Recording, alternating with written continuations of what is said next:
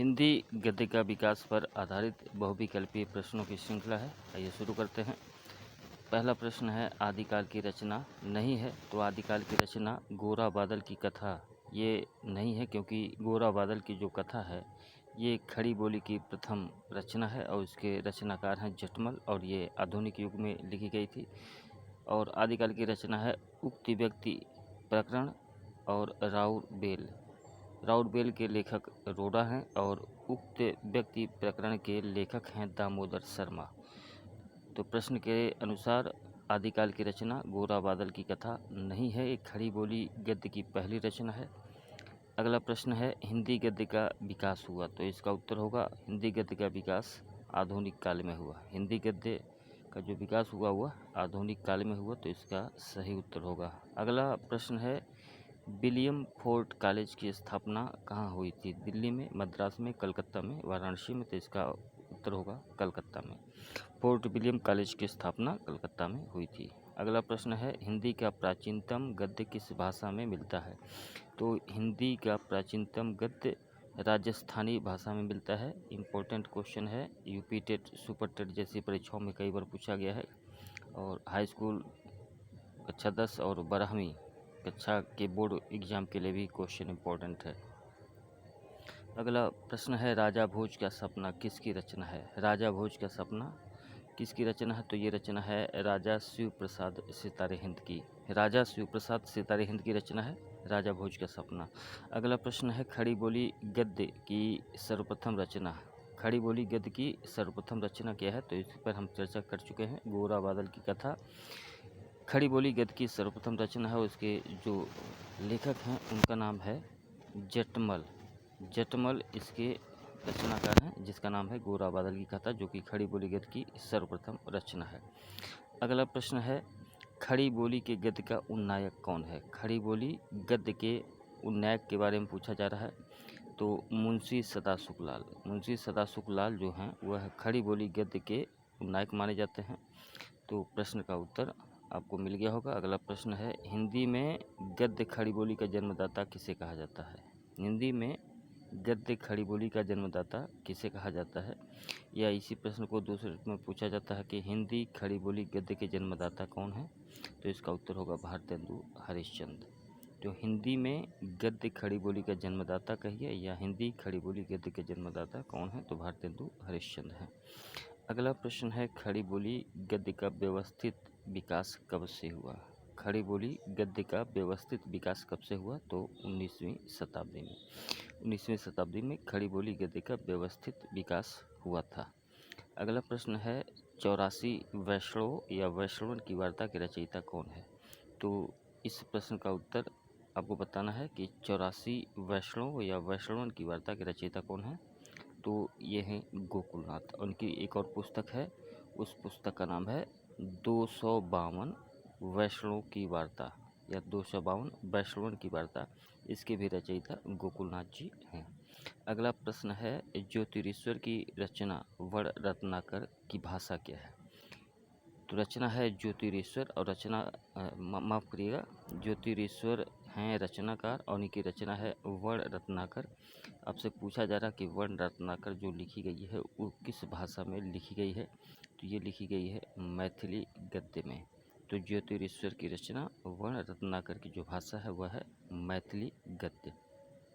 अगला प्रश्न है, वर्ण रत्नाकर का रचना काल क्या है? अर्थात वर्ण रत्नाकर जब लिखी गई थी तो उसका रचना काल क्या है? तो इसका उत्तर होगा 14वीं शताब्दी। 14वीं शताब्दी में वर्ण रत्नाकर लिखी गई, जिसकी भाषा मैथिली है, उसके रचनाकार हैं ज्योतिरीश्वर। अगला प्रश्न है, वर्ण रत्नाकर किस भाषा में है? तो इसका क्वेश्चन रिपीट है, मैथिली भाषा में लिखी गई है वर्ण रत्नाकर। अगला प्रश्न है, कौन सी रचना ब्रज भाषा की नहीं है? विकल्प है आपके धनपाल कथा, अष्टांग योग, कोक कथा और कोक मंजरी। तो इसमें जो धनपाल कथा है वह ब्रज भाषा की रचना नहीं है, बाकी अष्टांग योग, कोक कथा और कोक मंजरी ये सभी ब्रज भाषा की रचनाएं हैं, लेकिन धनपाल कथा ब्रज भाषा की रचना नहीं है। अगला प्रश्न है नासिकेतोपाख्यान के रचयिता कौन है। मोस्ट इम्पोर्टेंट क्वेश्चन है, नासिकेतोपाख्यान के रचयिता कौन है, तो इसका उत्तर होगा सदल मिश्र। सदल मिश्र नासिकेतोपाख्यान के रचयिता हैं। अगला प्रश्न है लल्लू लाल की रचना क्या है, तो लल्लू लाल की रचना है प्रेम सागर। मोस्ट इम्पॉर्टेंट है कक्षा 10 और 12वीं, साथ साथ जो यूपी टेट सुपर टेट की परीक्षा है और ऐसी सभी परीक्षाएं जिसमें हिंदी विषय के रूप में है उसके लिए इम्पोर्टेंट है। तो लल्लू लाल की रचना है प्रेम सागर। अगला प्रश्न है राजा शिव प्रसाद सितारे हिंद की रचना क्या है, तो ये क्वेश्चन भी रिपीटेड है, इसके पहले हम लोग पढ़ चुके हैं। राजा भोज का सपना, राजा भोज का सपना जो है राजा शिव प्रसाद सितारे हिंद की रचना है। अगला प्रश्न है भाषा योग वशिष्ठ के रचयिता कौन है। भाषा योग वशिष्ठ के रचयिता कौन है, तो राम प्रसाद निरंजनी भाषा योग वशिष्ठ के रचयिता हैं। इंपॉर्टेंट क्वेश्चन है। अगला प्रश्न है हिंदी गद्य की विधा नहीं है, तो हिंदी गद्य की विधा कौन सी नहीं है। निबंध नहीं है, आलोचना, कहानी, खंड काव्य, तो खंड काव्य उत्तर होगा। खंड काव्य हिंदी गद्य की विधा नहीं है बल्कि ये पद्य की विधा है। खंड काव्य जो है वो गद्य में नहीं पद्य में लिखा जाता है, तो हिंदी गद्य की विधा खंड काव्य नहीं है। अगला प्रश्न है हिंदी गद्य का प्रारंभिक लेखक कौन है। हिंदी गद्य का प्रारंभिक लेखक किसे माना जाता है, तो दिए गए विकल्पों के अनुसार प्रताप नारायण मिश्र नहीं है, महावीर प्रसाद द्विवेदी भी नहीं है, वियोगी हरि भी नहीं है, लल्लू लाल हैं। लल्लू लाल हिंदी गद्य के प्रारंभिक लेखक माने जाते हैं। इसके अलावा सदल मिश्र और इंसाल्लाह खां ये सभी लोग हिंदी गद्य के प्रारंभिक लेखक माने जाते हैं। अगला प्रश्न है पंडित लल्लू लाल अध्यापक नियुक्त थे, तो आपको बताना कहाँ नियुक्त थे, तो फोर्ट विलियम कॉलेज में नियुक्त थे जो कि कलकत्ता में स्थापित हुआ था। ये प्रश्न पहले आ चुका है। तो पंडित लल्लू लाल इसी फोर्ट विलियम कॉलेज में अध्यापक नियुक्त थे जो कि कलकत्ता में है। वर्तमान युग में हिंदी गद्य से क्या तात्पर्य है, आपको बताना है। वर्तमान युग में हिंदी गद्य से क्या तात्पर्य है, तो विकल्प हैं आपकी खड़ी बोली, राजस्थानी, ब्रजभाषा और मैथिली, तो इसका विकल्प होगा खड़ी बोली। वर्तमान युग में हिंदी गद्य से तात्पर्य है खड़ी बोली से। अगला प्रश्न है निम्नलिखित में से कौन भारतेंदु का सहयोगी लेखक है, तो विकल्प के अनुसार हजारी प्रसाद द्विवेदी नहीं है, शिवपूजन सहाय भी नहीं है, वियोगी हरि भी नहीं है, बालकृष्ण भट्ट। बालकृष्ण भट्ट जी भारतेंदु के सहयोगी लेखक हैं या भारतेंदु युग के लेखक हैं। अगला प्रश्न है भारतेंदु युग के गद्यकार या निबंधकार कौन है, तो प्रताप नारायण मिश्र और पंडित बालकृष्ण भट्ट ये दोनों भारतेंदु युग के गद्यकार या निबंधकार हैं। गुलाब राय शुक्ल युग के हैं, तो इसलिए भारतेंदु युग के नहीं होगा। जयशंकर प्रसाद भी शुक्ल युग के हैं और प्रेमचंद और सरदार पूर्ण सिंह भी शुक्ल युग के हैं। आचार्य रामचंद्र शुक्ल के युग के हैं। केवल प्रताप नारायण मिश्र और बालकृष्ण भट्ट दोनों भारतेंदु युग के गद्यकार या निबंधकार हैं। अगला प्रश्न है भारतेंदु के समकालीन लेखक नहीं हैं, तो अब जैसा कि आपने जाना पंडित बालकृष्ण भट्ट, प्रताप नारायण मिश्र तो थे ही, किशोरी लाल गोस्वामी भी भारतेंदु युग के लेखक हैं और सरदार पूर्ण सिंह भारतेंदु युग के नहीं हैं, तो विकल्प के अनुसार सरदार या अध्यापक पूर्ण सिंह भारतेंदु युग के समकालीन लेखक नहीं हैं। अगला प्रश्न है आधुनिक काल को गद्यकाल के नाम से किसने अभिहित किया, अर्थात आधुनिक काल को गद्यकाल का नाम किसने दिया, जो नाम दिया था आचार्य रामचंद्र शुक्ल ने। आचार्य रामचंद्र शुक्ल ने आधुनिक काल को गद्यकाल के नाम से संबोधित किया है या नाम दिया है। अब बढ़ते हैं अगले क्वेश्चन की तरफ। अगला क्वेश्चन है द्विवेदी युग की काल अवधि क्या है, अर्थात द्विवेदी युग जो है उसका काल कब से कब माना जाता है, तो इसका उत्तर होगा सन 1900 से लेकर 1922 ईस्वी तक। अगला प्रश्न है नागरी प्रचारी सभा की स्थापना किस युग में हुई थी, तो नागरी प्रचारी सभा की स्थापना बनारस में बाबू श्याम सुंदर दास ने किया था और ये हुआ था द्विवेदी युग में। तो नागरी प्रचारी सभा की स्थापना द्विवेदी युग में हुई थी। अगला प्रश्न है नागरी प्रचारी सभा की स्थापना अथवा नागरी प्रचारी सभा के संस्थापक कौन है, तो हमने बताया था आपको डॉक्टर श्याम सुंदर दास ने नागरी प्रचारी सभा की स्थापना बनारस में की थी।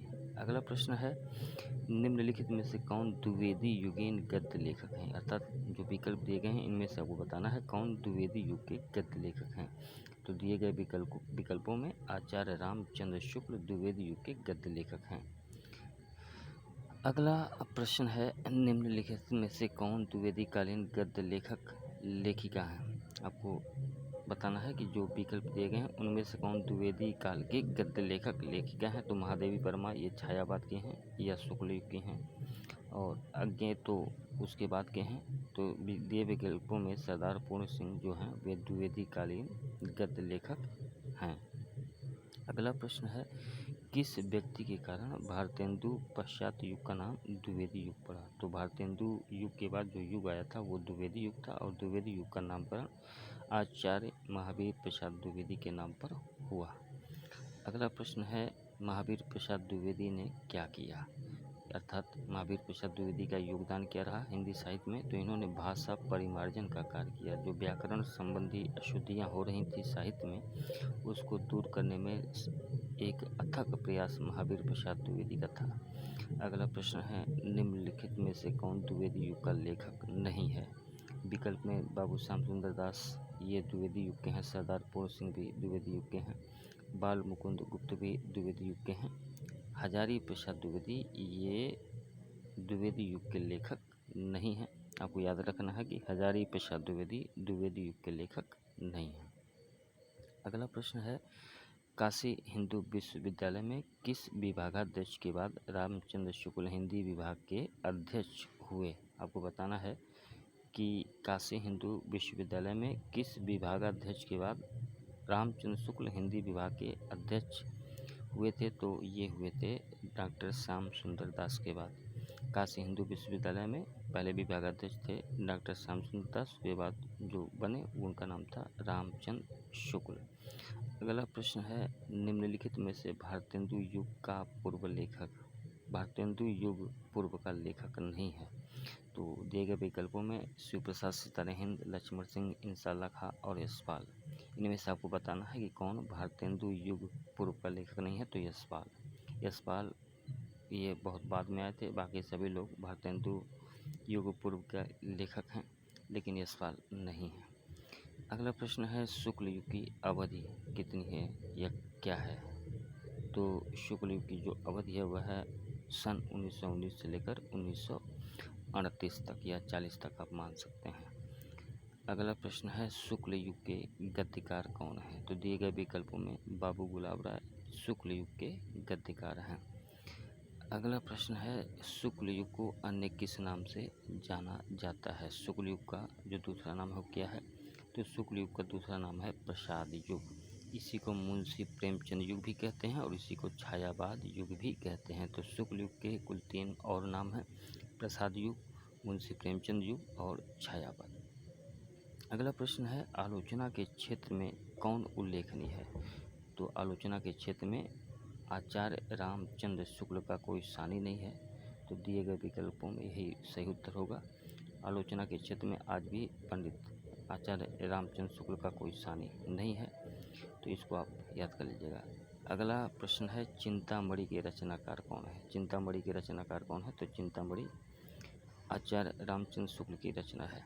अगला क्वेश्चन है कि मेरी असफलताएं किस युग की रचना है। तो ये शुक्ल युग की रचना है और इसके लेखक हैं गुलाब राय। मेरी असफलताएं गुलाब राय की रचना है और ये लिखी गई थी शुक्ल युग में। अगला प्रश्न है, इनमें से कौन द्विवेदी युग का लेखक नहीं है। तो डॉक्टर नगेन द्विवेदी युग के लेखक नहीं हैं, ये शुक्ल युग के हैं। बाकी जो श्याम सुंदर दास, बाल मुकुंद गुप्ता और पद्मलाल पुन्नालाल बख्शी ये सभी लोग द्विवेदी युग के हैं, लेकिन डॉक्टर नगेंद्र द्विवेदी युग के नहीं हैं। अगला क्वेश्चन है, रामचंद्र शुक्ल द्वारा लिखा गया ग्रंथ क्या है, कौन सा है। तो दिए विकल्पों में हिंदी साहित्य का इतिहास ये आचार्य रामचंद्र शुक्ल द्वारा लिखा गया था। हिंदी साहित्य का आदिकाल, हिंदी भाषा के इतिहास और देवनागरी का इतिहास, ये सभी इतिहास लिखे गए हैं, लेकिन इनमें से केवल हिंदी साहित्य का इतिहास ही आचार्य रामचंद्र शुक्ल के द्वारा लिखा गया। तो आपका सही उत्तर होगा हिंदी साहित्य का इतिहास।